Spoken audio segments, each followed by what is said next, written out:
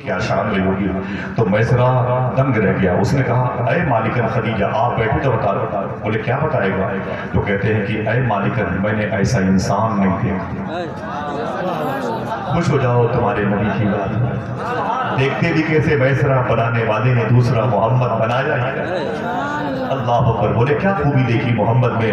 تو میسرہ نے کہا کہ اے خدیجہ میری مالکن میں کیا بتاؤں. جیسے یہ قافلہ مکہ شہر سے نکلا آگے بڑھا نا تو 2-4 دنوں کا سفر کرنے کے بعد جب دوپہر میں ہم سب کو آرام کرنے کی خواہش پیدا ہوئی, ایک پیڑ اور وہیں پر چھوٹا سا تالاب چشمہ تھا, تالاب جہاں پانی تھا. تو ارادہ ہوا کہ اسی پیڑ کے نیچے سب لوگ بیٹھ جائیں اور سستا لیں, کچھ کھا لیں, کچھ پی لیں, کچھ آرام کر لیں اور اس چشمے سے اس تالاب سے پانی پی لیں. اس کے بعد اگلا سفر کرتے ہیں.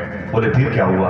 تو میسرہ کہتا ہے میں کیا بتاؤں میری مالکن خدیجہ, سب لوگ تو اپنی تیاری میں تھے, چٹائیاں, رومال, کپڑے, چادر بچھا بچھا کے کھا کے آرام کرنے کے موڈ میں تھے اور اس پیڑ کے سائے کے نیچے سب آرام کرنا چاہتے تھے, آرام کر رہے تھے. تھوڑی دیر کے بعد حضور تشریف لائے. میرے آقا وہ اپنا سامان سب ترتیب سے سنوار کر کے اور سجا کر کے جانوروں کو پانی وغیرہ پلا کر کے حضور پاک میں تشریف لائے.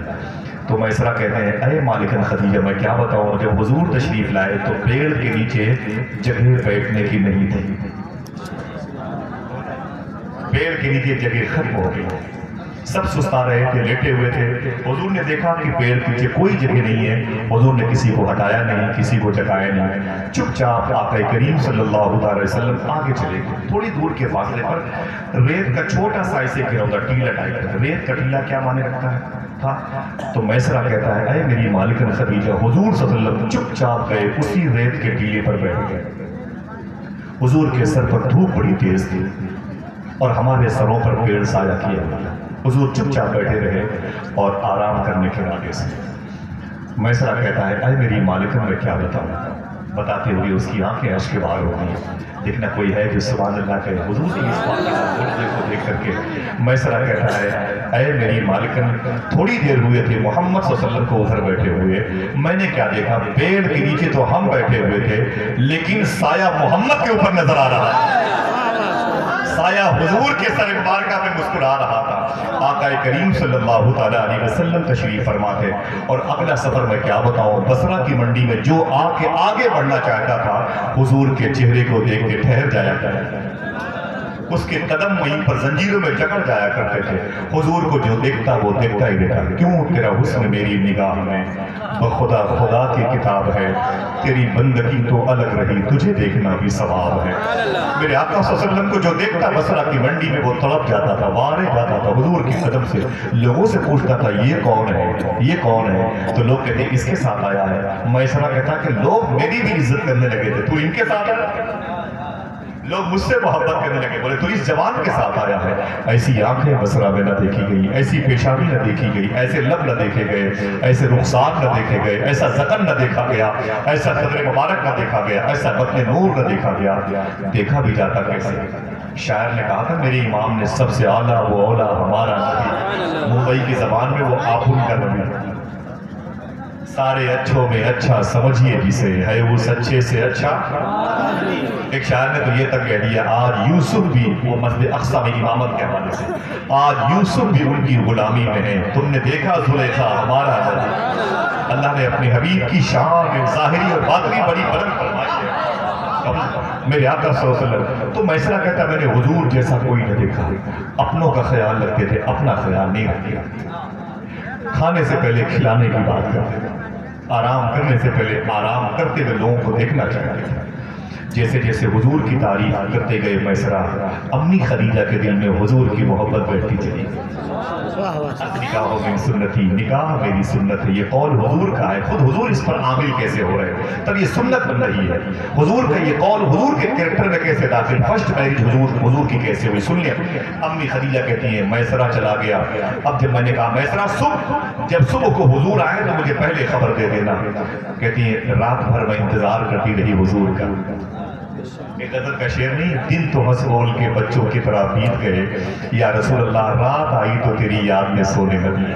حضور کا ذکر ہو دلوں میں محبت نہ ہو، حضور کی باتیں ہو دلوں میں مٹھاس پیدا نہ ہو، ایسا نہیں ہو سکتا۔ امی خدیجہ کہتی ہیں میں رات بھر تڑپتی رہی، صبح ہوئی تو میں نے اپنی سہیلی کو بلایا جس کا نام تھا نفیسہ۔ میں نے کہا نفیسہ بیٹھ، اور اتنی خوش کیوں ہے خدیجہ؟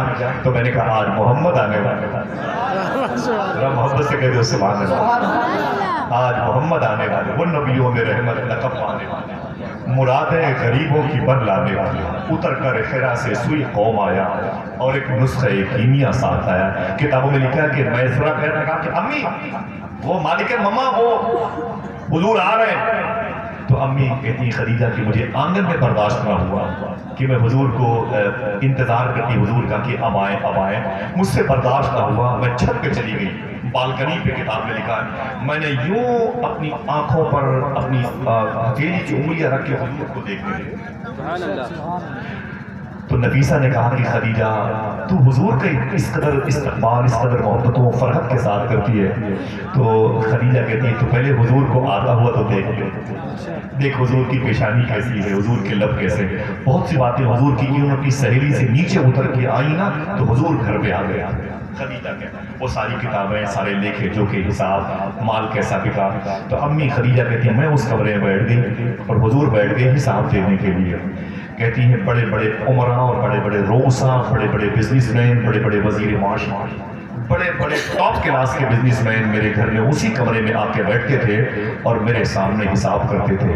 امی فرماتی ہیں وہ حساب کم کرتے تھے، مجھے زیادہ دیکھنے کی تمنا رکھتے تھے، لیکن میں اکسا کر کے حضور سے کہتی ہاں یہ بتائیں یہ سامان کتنے بکا، تو حضور میری طرف اپنی آنکھیں نہیں اٹھاتے تھے۔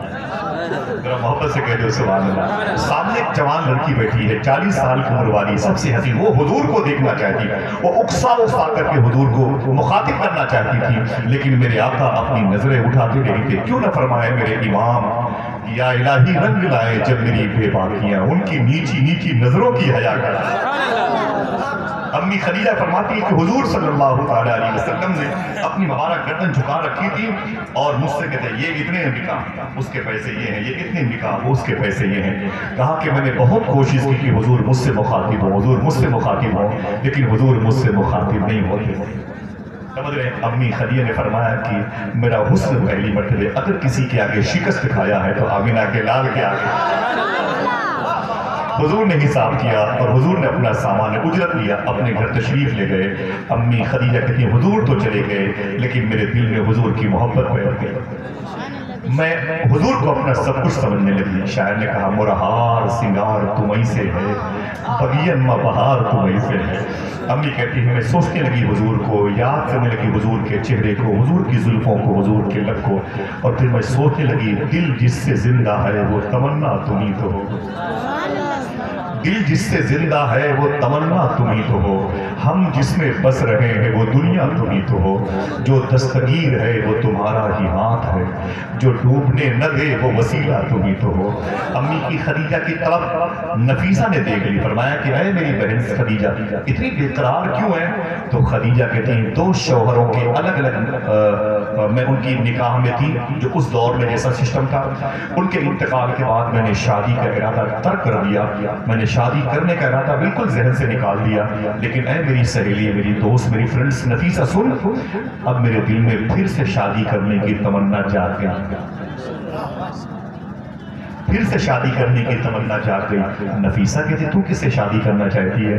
تو خدیجہ فرماتی ہے میرے دل میں اگر شادی کی تمنا بیٹھی ہے تو آمینہ کے نام النکاح من سنتی، نکاح میری سنت ہے۔ حضور کا یہ مبارک قول نور آج دیکھیں ایک راہ بنی ہوئی ہے، اس راہ کے خود حضور مسافر بننے جا رہے ہیں۔ تو نفیسہ کہتی اچھا تمہاری عمر 40 سال کی ہے، حضور 25 سال کی، ان کی ابھی شادی نہیں ہوئی، آپ کی دو مرتبہ شادیاں ہو چکی ہیں، میں ٹرائی کرتی ہوں حضور کے چچا جناب ابی طالب، ان کی ایک بہن ہے جن کا نام ہے عاتقہ، مخدومہ عاتقہ، ان کی ایک اور بہن تھی جن کا نام تھا صفیہ۔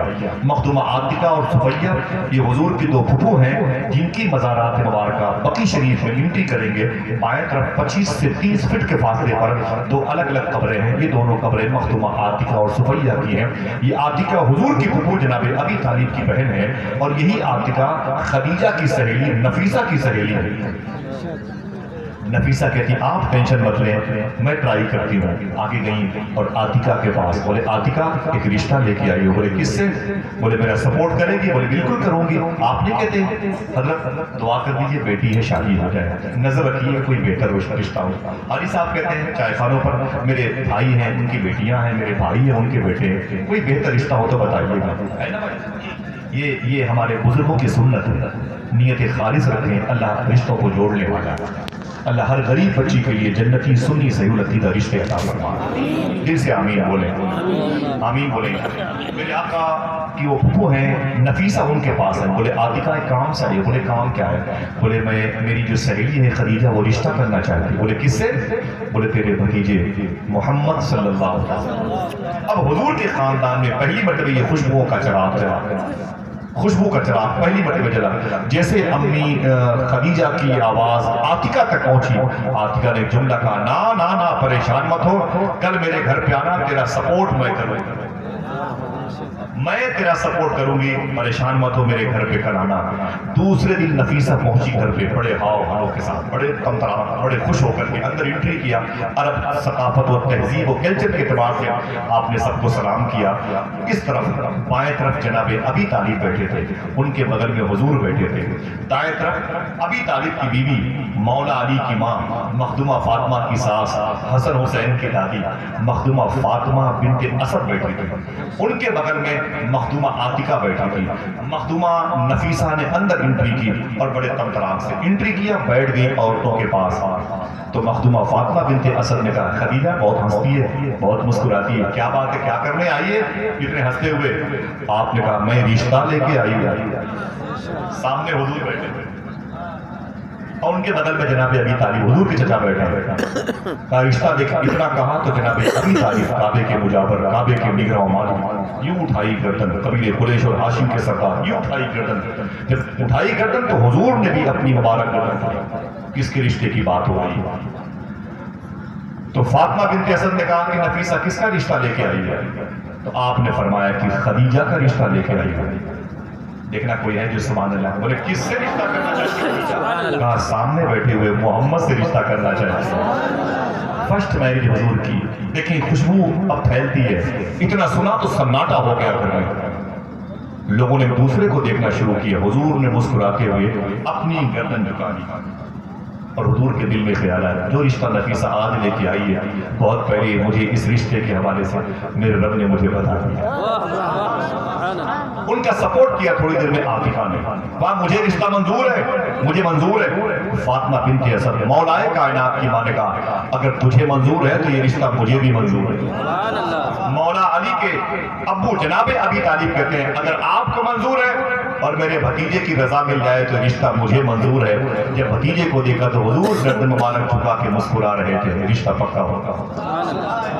ان نکاح من سنتی۔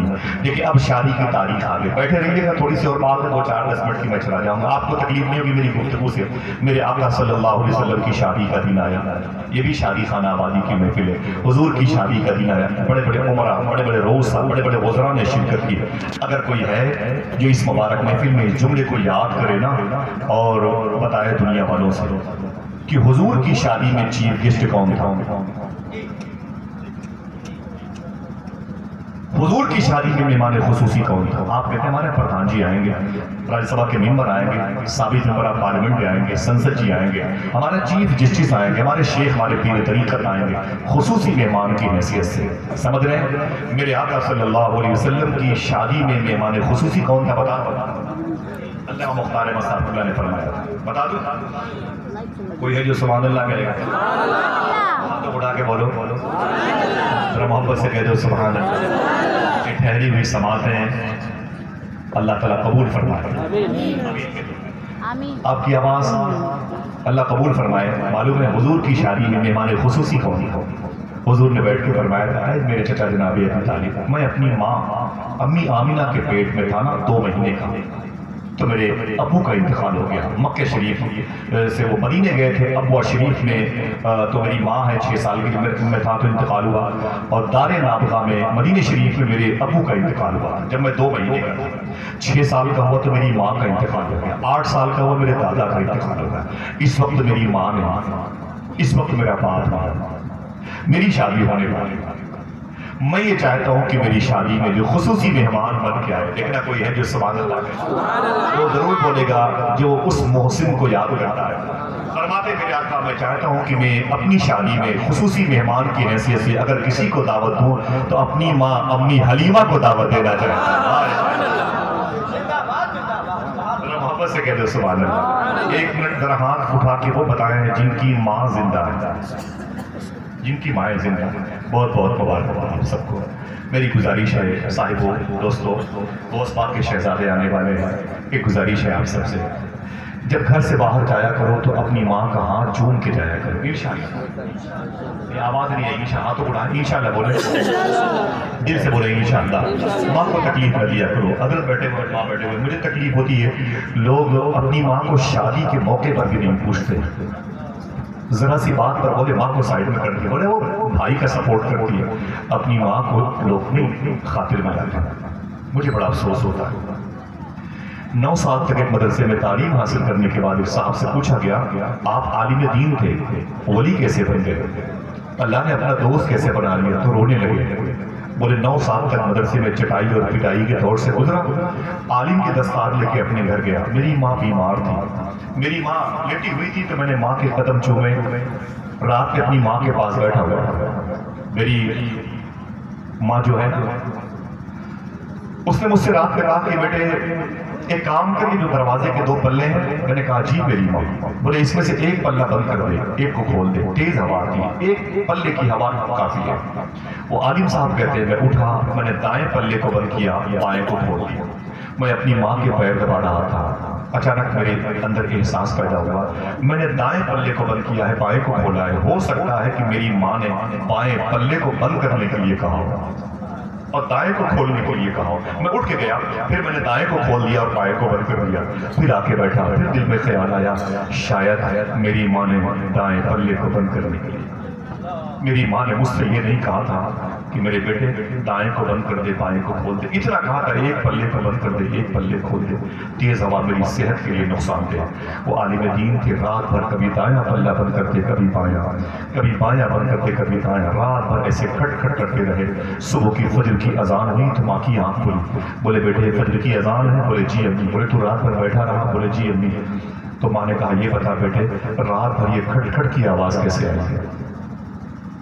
عالم صاحب نے اپنی ماں کے پیر پکڑ کے بولے امی آپ نے سونے سے پہلے مجھے یہ نہیں بتایا تھا کہ دائیں پلے کو بند کرنا ہے یا بائیں پلے، آپ نے صرف اتنا کہا تھا بیٹے ایک پلے کو بند کر دے، تو میں ایک پلے کو بند کر کے ایک پلے کو کھول کے جب آ کے بیٹھتا تھا تو میرے دل میں خیال پیدا ہوتا تھا پتہ نہیں آپ نے اس پلے کے لیے نہ کہا ہوگا، پھر اسے بند کرتا تھا، پھر آتا تھا خیال اس پلے کے لیے، میں اسے کھول کے اسے بند کرتا تھا۔ اے میری ماں میں رات بھر یہی کرتا رہا، رات بھر یہی کرتا رہا تیری خوشنودی کے لیے۔ ماں نے کہا میرے بیٹے یہ تو نے کہاں سے سیکھا، تو نے کہاں سے ماں کی عظمت کا درس لیا؟ تو عالم صاحب اپنی ماں کے قدم چوم کے بولے اسی خشک روٹی کے پانے والے اسی درسگاہ سے، اسی مدرسے سے، اسی مکتب سے جہاں تو نے مجھے 9 سال تک کے لیے اپنے سے ودا کیا تھا۔ اتنا سنا نا تو ماں رونے لگی، ماں نے کہا میرے